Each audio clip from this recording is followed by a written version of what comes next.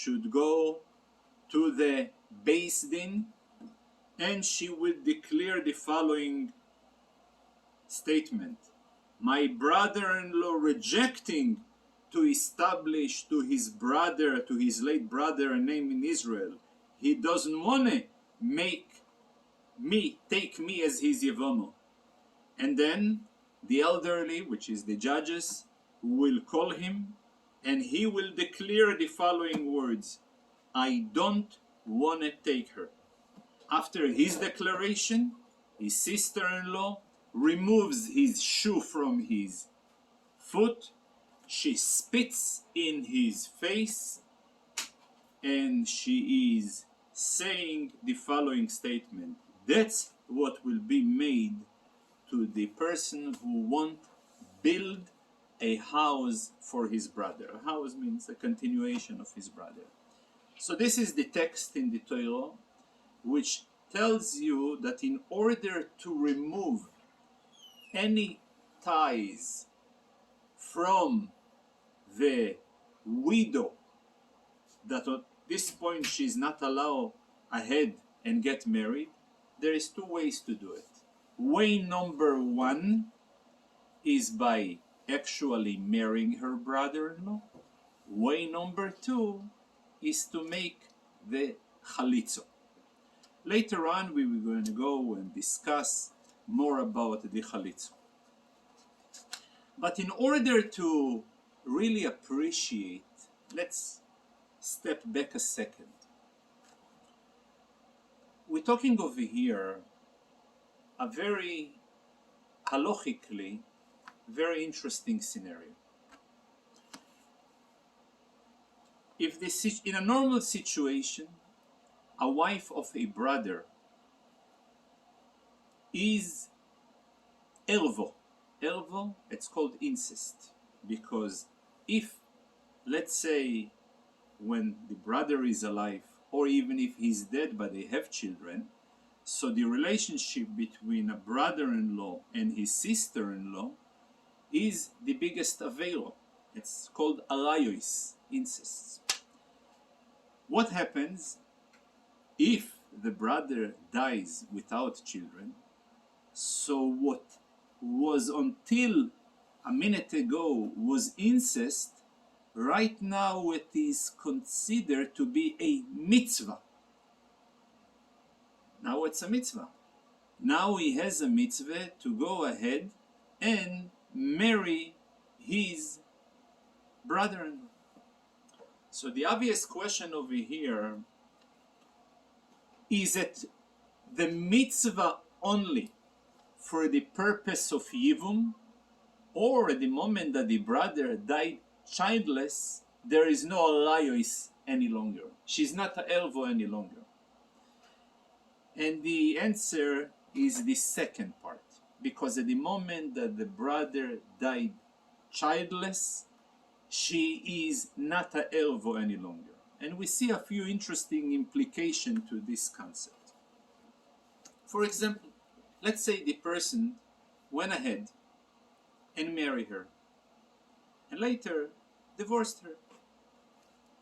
Didn't work out. So now the question, after the divorce, can he go and marry her again? Maybe at this point she is a elvo, she may be incest. And the answer, no problem. He is allowed, because at the moment that the brother died, so the death of the brother turns the entire relationship, removes the entire element of elvo from the equation. It's a very important principle that both it's being stated in the words of the Rambam, but it's also very important to know, since it will have many, many implications later. Now, it is also very important to know as well that the only way that she is a candidate for Yibbum and vChalitzah, only he is really childless. At the moment that there is children to his brother, may not necessarily be from this wife. He can have children somewhere else, even illegitimate children, at this point, and there is a clarity that this is his children, she is not a candidate for Yibbum. And indeed, she is a candidate of Elvo. There is no permission over here to marry. So it's a very important also requirement in order to have the go-ahead with the Yibbum. The requirement must be that he was really childless. Then there is another issue. At the moment that he already went ahead and decided he wants to be meyabem, the ruling is if his brother, let's say, died and he left 2 wives. So, and he loves both of them. He would love to be meyabem, to marry with both of them. So the answer, no. He is permitted to marry only with one of them. However, the restriction to marry the second one is not a restriction of a love, but it is a restriction of a say. Remember at the beginning when we started the Rambam, we defined there is 2 types of commandments. There is type of a negative prohibition, and there is a type of a positive prohibition. So when a person decides he wants to marry the additional wife of his late brother, to marry not only his wife, but also to marry in addition her tzoroso, the other wife, so he is violating a positive commandment, because it says in the Torah, Yevomo Yovoi Oleho, that the brother-in-law must marry her. So our sages extracted from this statement, Yovoi Oleho, he should come only on her, Veloi Oleho ve'al tzoroso, and not on her and on her tzoro. So this is, and if he does, again, he violates a positive commandments and not a negative commandments.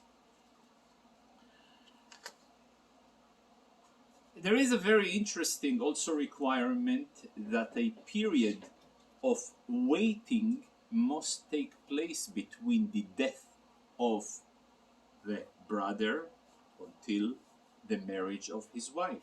And the reason, because she may be pregnant. And if she is pregnant, so then she is not a candidate for, and if indeed the child will survive, it will be a surviving child, so then she is not a candidate for Yibbum. And in fact, again, she may be even Isur Arayos.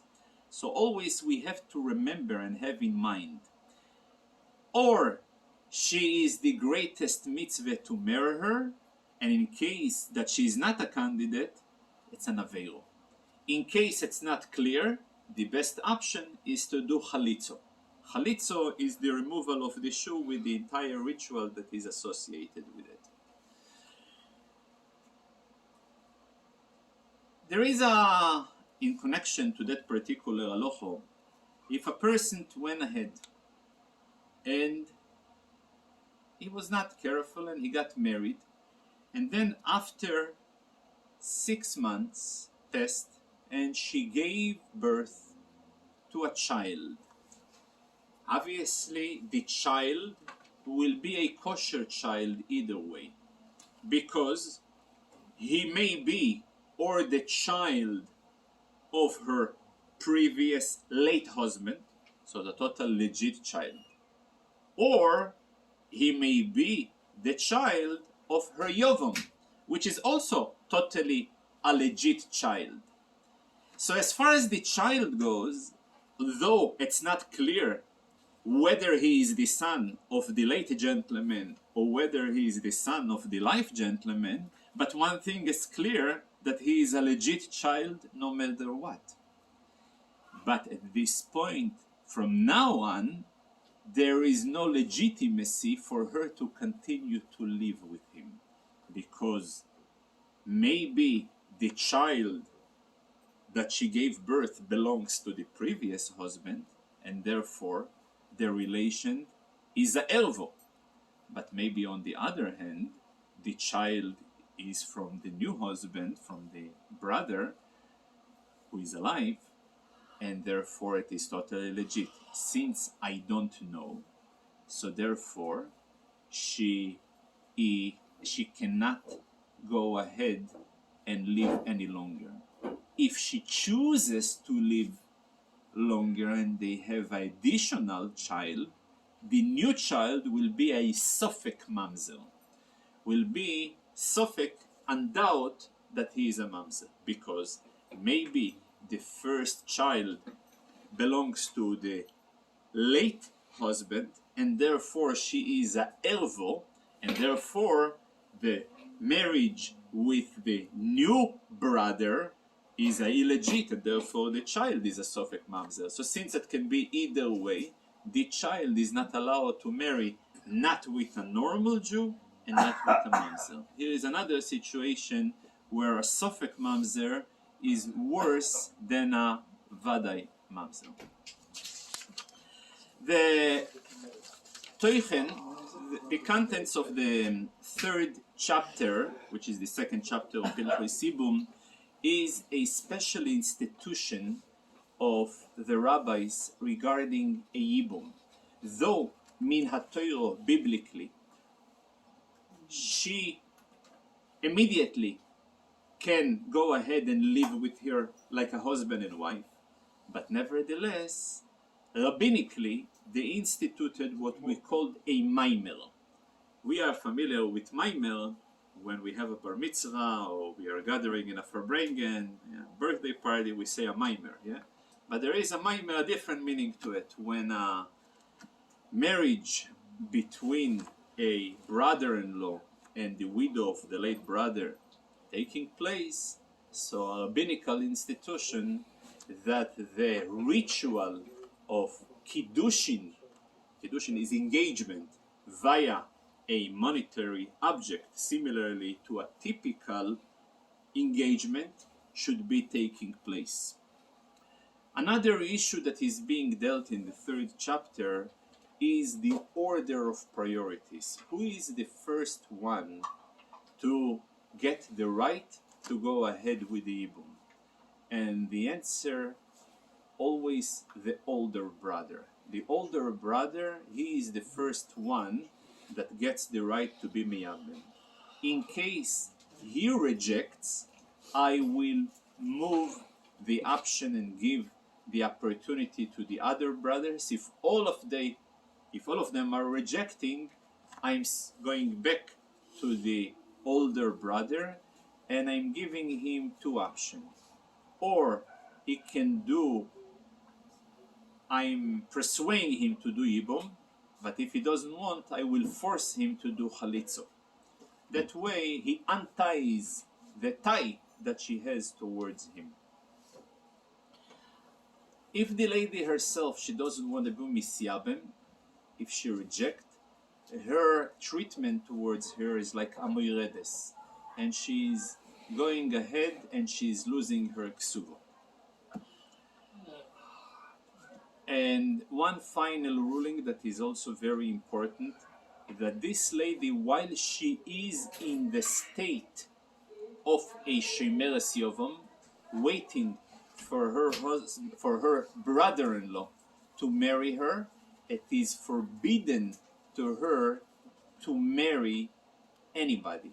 If she went ahead and got married with somebody, so the ruling is that she needs to divorce the somebody, and she won't be able to come back to her brother-in-law as well. Similarly to a normal wife that she was under the impression that her husband died and she married someone else, so when the husband comes back, she's forbidden to have ties not with her new partner, not with her old partners. So a similar adaptation of the same principle takes place in a shemeres yovam, in the lady that anticipates for the Yibbum, if she went ahead and illegally went and married somebody else. Thank you very much. Obviously, it's one. There's many more details. Tomorrow I'm going to make a general introduction of the Yibbum and vChalitzah. We're going to go more into details. Thank you. شكرا.